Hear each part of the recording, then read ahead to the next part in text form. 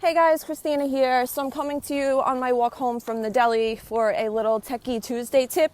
I know a lot of you are using Zoom conferencing, Zoom meetings, or RingCentral to communicate with clients, coworkers, etc. So since there has been such an uptick in the usage of Zoom, the security has obviously dropped quite a bit as well. Hackers know where people are hanging out. So now hackers are super interested in hanging out in Zoom and trying to infiltrate your meetings and getting information. It's bad news.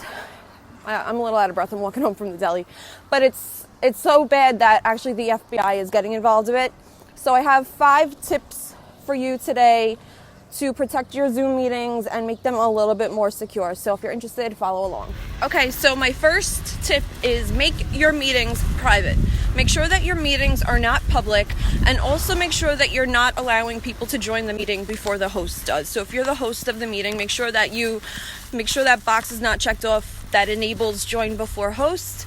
Put everyone in a waiting room to start off with when you first are making your meeting. So that's tip number 1.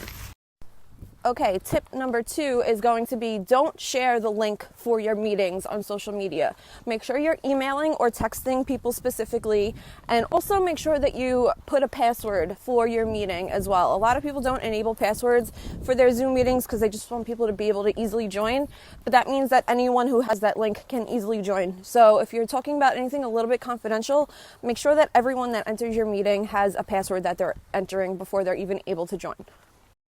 All right, so tip 3 is don't allow screen sharing for anyone except the host, because what hackers have been trying to do lately is hack people's screens when they're doing a live stream and basically just post some super illicit stuff on the screen, which no one really wants, obviously. So make sure that you're only enabling screen sharing for the host. That's tip number 3.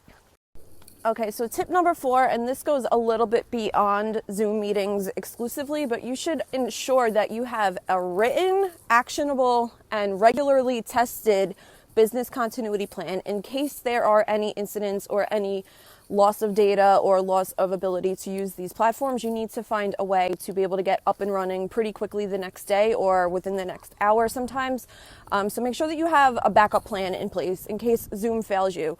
Here at Tekie Geek, we actually use 2 other streaming platforms for our live streams in the morning, and we actually do like them a little bit more than Zoom at this point, just because the functionalities are way more in-depth and a little bit more fun to use. So tip number 4 is make sure you have a backup plan. Make sure you have a business continuity plan in place so that your business can continue in case your technology flunks out on you.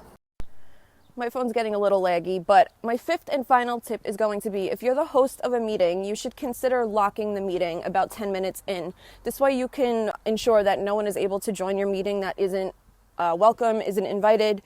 Basically just go to the participants tab and click on lock meeting, and this way you're good to go.